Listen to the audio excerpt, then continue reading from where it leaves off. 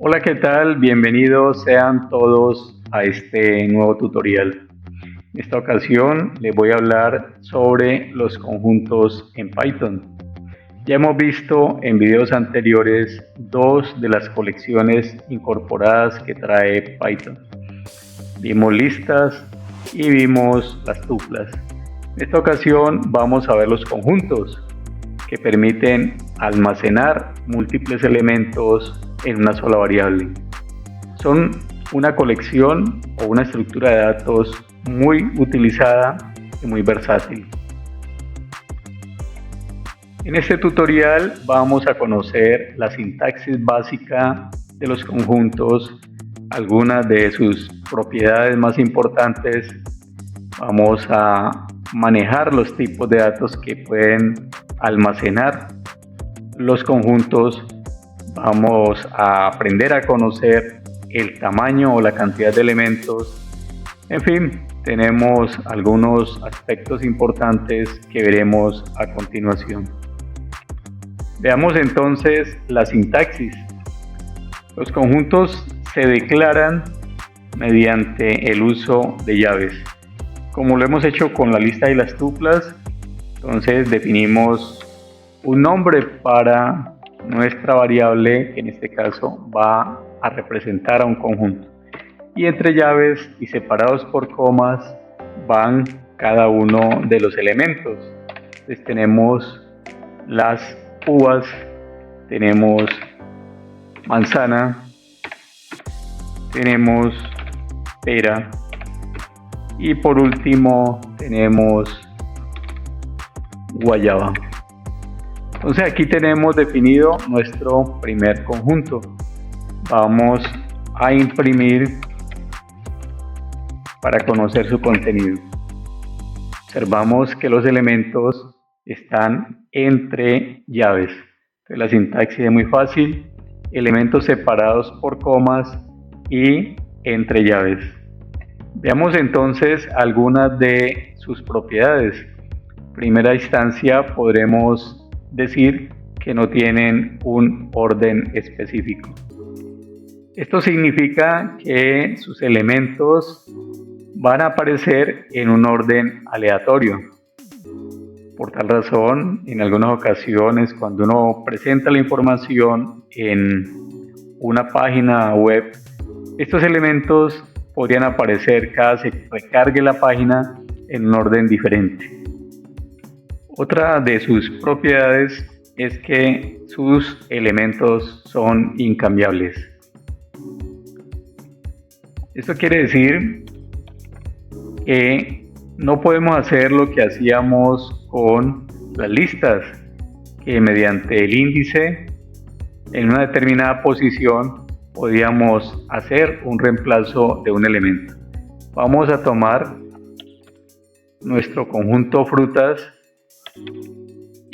y vamos a intentar aquí, por ejemplo, en frutas, reemplazar el elemento con índice 1 donde está manzana, y allí vamos a pretender colocar piña. Entonces observamos que se genera un código de error. Nos dice que el objeto no soporta la asignación de elementos. Entonces ya sabemos que los elementos son incambiables. Otra de las propiedades que tienen los conjuntos es que se pueden agregar elementos. Entonces vamos a ver, por ejemplo, continuando con el conjunto frutas. Vamos a pegarlo aquí y entonces vamos a agregar. Esto lo vamos a ver cuando ya veamos los métodos, lo vamos a ver más en detalle. Entonces aquí utilizamos el método add y con él podemos agregar un elemento a nuestro conjunto frutas. Entonces observamos que el método add agregó esta nueva fruta, piña. Entonces se pueden agregar nuevos elementos a los conjuntos. Otra propiedad es que en los conjuntos se pueden remover elementos. Entonces continuemos con nuestro conjunto frutas, y entonces vamos a remover. Entonces para ello utilizamos el método remove. Vamos a remover uva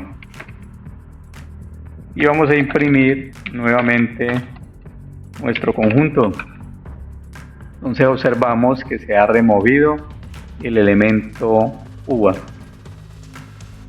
Otra propiedad de los conjuntos es que sus elementos no están indexados, es decir, no podemos accederlos mediante la sintaxis que utilizábamos con las listas y las tuplas.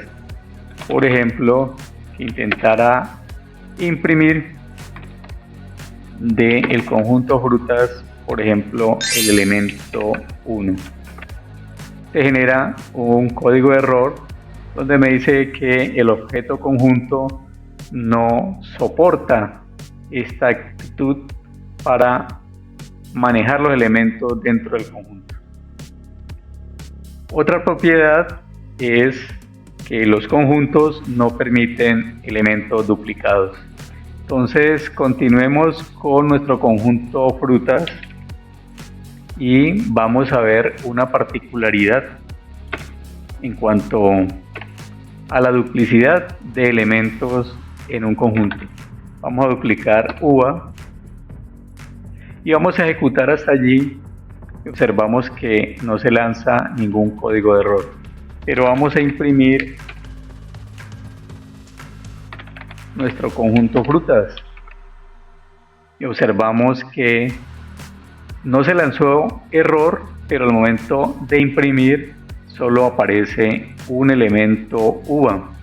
No aceptó la duplicidad de ese elemento. Él lo rechaza, pero no genera un código de error.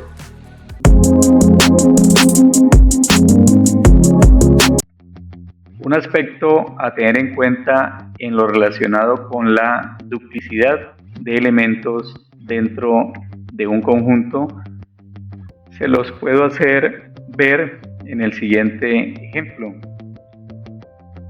Vamos a crear un conjunto al cual voy a llamar variado, en el cual voy a ingresar números enteros y booleanos.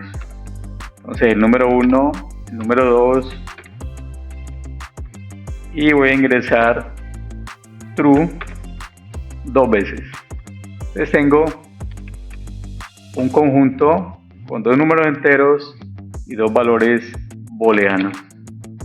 Voy a imprimir el conjunto variado y observamos que solo aparecen el número 1 y el número 2. Esto es debido a lo siguiente: Python interpreta true con un equivalente al número 1.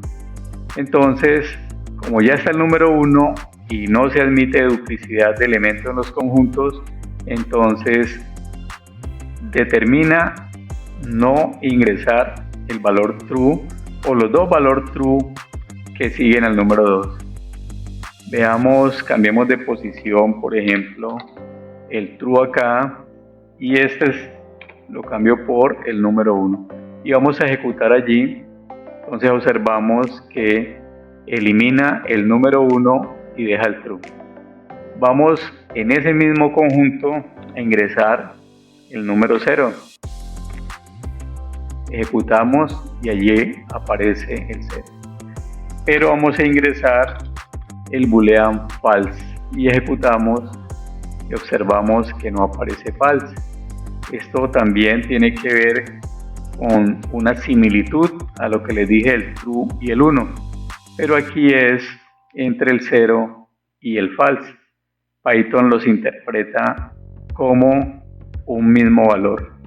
Entonces esa es la razón para que no ingrese el 1 y el true de forma simultánea y el 0 y el false de forma simultánea. Como lo vimos con las tuplas y las listas, también con los conjuntos se hace necesario en ocasiones conocer el tamaño del conjunto. Y entonces, continuando con el conjunto frutas, vamos a utilizar la función lem. Esta nos va a devolver el tamaño de un conjunto. En este caso tiene 4 elementos en virtud a que aparece con 2 elementos uva. Entonces él desecha 1, por tal razón su conteo da 4. Entonces la función lem permite conocer el tamaño de un conjunto. Entonces ya tenemos un mecanismo para conocer el tamaño de un conjunto mediante el uso de la función lem. Otra característica muy importante de los conjuntos es que son heterogéneos.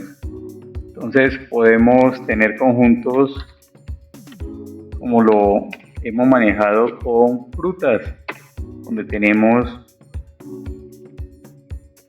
una variedad de strings. Entonces tenemos mango, pera, maracuyá. Es un conjunto conformado por varios strings. Podríamos tener un conjunto conformado por números. Los números podrían ser enteros y floats. Podríamos también tener un conjunto integrado por valores booleanos. Entonces, esto nos permite conocer la versatilidad que tienen los conjuntos en Python. Y podríamos, por último, tener un conjunto, llamemos variado, en el cual podríamos contener elementos de diferente tipo.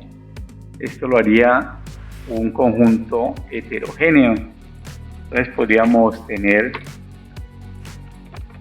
cadenas de texto o string, podríamos tener números enteros y float, boolean y en fin una gran variedad de elementos de diferente tipo. En la manipulación de información a veces se hace necesario saber el tipo de una determinada variable y para ello es importante utilizar la función type. Entonces continuamos y vamos a imprimir mediante la función type. Vamos a conocer el tipo de la variable frutas. Entonces aquí la función type nos retorna que es de la clase set, o sea que es un objeto de tipo set, un conjunto. Entonces type nos retorna el tipo de esa variable que para este caso es un conjunto. Hemos creado algunos conjuntos de una forma muy tradicional, pero los conjuntos también se pueden crear utilizando un constructor. El constructor para los conjuntos es set. Entonces vamos a crear un conjunto utilizando el constructor. Entonces vamos a crear una variable en la cual vamos a almacenar nuestro conjunto, pero vamos a utilizar el constructor set. Utilizamos un doble paréntesis. Entonces aquí vamos a ingresar, por ejemplo, Barcelona, Bogotá,